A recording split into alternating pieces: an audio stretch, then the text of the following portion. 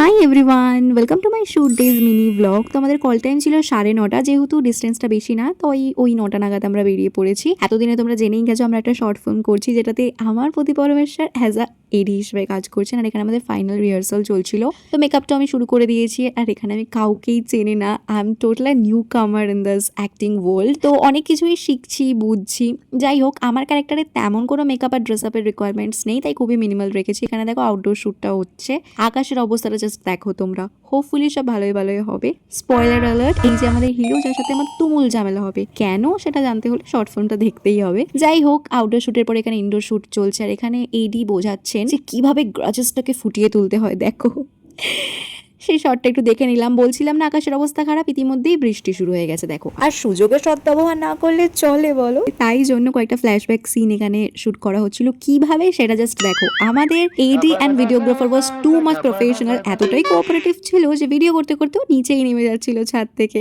যাই হোক, আমি একটু আপসেট বিকজ 3-4 ঘন্টা হয়ে গেছে, আমার এখনো কোনো শর্ট হয়নি। লিটারালি হাফ টাইমের পর আমাকে শর্ট দেওয়া হয়েছে। তো 2:30 নাগাদ আমরা লাঞ্চ করতে বসে পড়ি। প্রোডাকশন থেকে খাবারটা প্রোভাইড করেছে ভাই দেখো, বাসন্তী পোলাও, যার গন্ধে আর টেকা যাচ্ছে না। এই যে ক্যামেরাম্যান বসে পড়লো, আমরাও এখন ঠুসবো খাবার। সাথে ছিল বেগুনের পকোড়া, কারণ বেগুনি টাইপের ছিল না ওটা, আন্টি ভীষণই সুন্দর বানিয়েছে। সাথে ছিল চিকেন, কোল্ড ড্রিঙ্কও ছিল। এবার তোমরাই বলো, এত ভরপেটটা খাওয়ার পরে কারোর আর কাজ করতে ইচ্ছে করে? এখন মনে হচ্ছে একটু ল্যাদ খাই, একটু ঘুমোই, কিন্তু অগত্যা আমাকে তো শট দিতেই হবে, কারণ এটা আমার ফার্স্ট শট ছিল। যাই হোক, বেশ ডিফারেন্ট ছিল, তোমরা সেটা জানতেই পারবে। শর্ট ফিল্মটা তোমরা দেখে নিও। তারপর আমার নেক্সট শট দেওয়া বাকি ছিল। মেকআপটা সেমই রয়েছে, জাস্ট ড্রেস চেঞ্জ করেছি। এখানে আমাদের ডিরেক্টর বোঝাচ্ছেন কিভাবে শটটা দিতে হবে। আর এই শটটা লিটারালি 1 টেকে কমপ্লিট করা হয়েছে। এত ভালো হয়েছে, তোমরা না দেখলে বুঝবে না। তারপর একটু মেকআপ আমি করে দিচ্ছিলাম, যেটা বিভৎস টার্ন আউট হয়েছে। জানতে হলে শর্ট ফিল্মটা দেখতে হবে।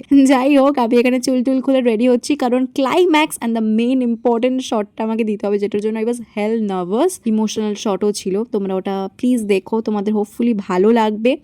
তারপরে এই শটটা, ট্রাস্ট মি, আমরা সামনে ছিলাম, গুজ বাম্পস দিচ্ছিল। জানি না কতটা তোমাদেরকে এন্টারটেইন করতে পারবো, বাট ইয়া, এই হচ্ছে আমাদের টিম। আচ্ছা, অলরেডি শর্ট ফিল্মটা আপলোড হয়ে গেছে। আমি চ্যানেল আর শর্ট ফিল্মটার নাম স্ক্রিনে মেনশন করে দিচ্ছি, প্লিজ তোমরা গিয়ে দেখো। আশা করি তোমাদের ভালো লাগবে।